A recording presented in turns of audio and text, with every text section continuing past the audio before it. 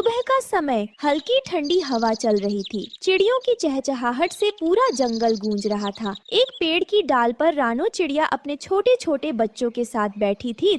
बच्चों, आज भी हमें भूखा ही सोना पड़ेगा। इस जंगल में खाना मिलना बहुत मुश्किल हो गया है। तुम्हारे पापा के जाने के बाद मैं अकेली ही तुम्हारी देखभाल कर रही हूँ, लेकिन अब मेरा भी हौसला टूट रहा है। माँ, क्या हमें कभी अच्छा खाना मिलेगा? क्या हम भी कभी आराम से रह पाएंगे? हाँ बेटा, भगवान सबका भला करते हैं। हमें बस धैर्य रखना होगा। जब समय कठिन होता है तो हमें और ज्यादा हिम्मत दिखानी पड़ती है। भूख, गरीबी, मुश्किलें, ये सब बस कुछ समय की बात है। इतने में हवा में हलचल होती है और एक बूढ़ा सफेद कबूतर, साधु कबूतर बाबा, उड़ता हुआ वहाँ आता है। वह बहुत बुद्धिमान और अनुभवी लग रहा था। रानो बेटी, मैं सब देख रहा था। तुम बहुत तकलीफ में हो, लेकिन कभी हार मत मानो। मैं तुम्हें एक जादुई मटका देता हूँ। ये तुम्हारी हर भूख मिटाएगा, लेकिन ध्यान रखना, इसे अच्छे कर्मों के लिए ही इस्तेमाल करना। जादुई मटका? ये कैसे काम करता है बाबा? इस मटके से जो भी खाना मांगो वह मिलेगा, लेकिन लालच मत करना और इसे किसी बुरी नीयत वाले को मत देना। फिर साधु कबूतर बाबा जादुई मटका देकर वहाँ से चले जाते हैं। रानो चिड़िया अपने बच्चों के साथ खुशी से मटके की ओर देखती है। वह धीरे से बोलती है, मटके, हमें खाने के लिए थोड़ा अनाज दे दो। अचानक मटके से सुगंधित चावल और बाजरा निकल आता है। बच्चे खुशी से झूम उठते हैं और खाने लगते हैं। रानो चिड़िया की आंखों में खुशी के आंसू आ जाते हैं। लेकिन उस जादुई मटके की खबर जंगल में फैल जाती है। जंगल की सबसे चालाक और धूर्त लोमड़ी यह सब सुनकर बहुत लालच में आ जाती है। वह रानो चिड़िया को धोखा देने की योजना बनाती है।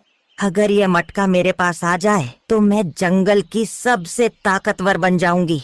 लोमड़ी जंगल के किनारे बैठी थी। उसकी आंखों में लालच साफ झलक रहा था। वह सोच रही थी कि अगर यह जादुई मटका उसके पास आ जाए तो उसे कभी मेहनत नहीं करनी पड़ेगी। लेकिन अकेले मटका चुराना मुश्किल था। उसे किसी चालाक साथी की जरूरत थी। तभी उसकी नजर पेड़ की ऊंची डाल पर बैठे एक काले कौवे, कालू कौवा पर पड़ी। कालू जंगल में अपनी धूर्तता के लिए मशहूर था। अरे कालू भाई, क्या हाल चाल है? बहुत दिनों बाद मिले।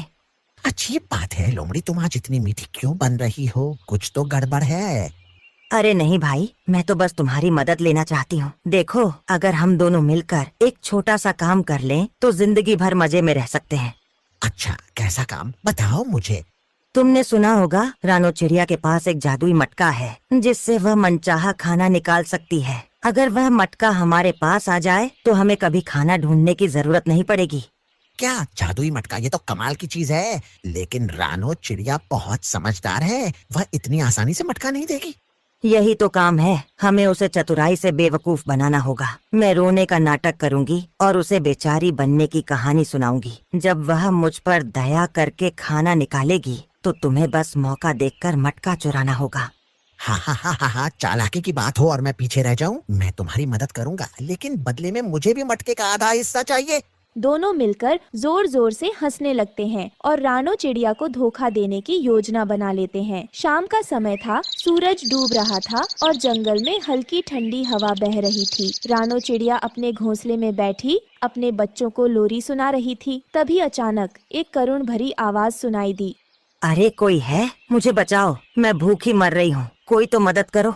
रानो चिड़िया ने यह सुना तो उसका दिल पिघल गया। वह बहुत दयालु थी। उसने अपने बच्चों की ओर देखा और फिर नीचे मटके के साथ लोमड़ी के पास आ गई।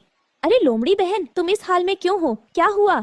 बहन, मैं कई दिनों से भूखी हूँ। शिकार नहीं मिला, जंगल में अब पहले जैसा खाना नहीं बचा। अगर आज भी कुछ ना मिला तो मैं भूख से मर जाऊंगी।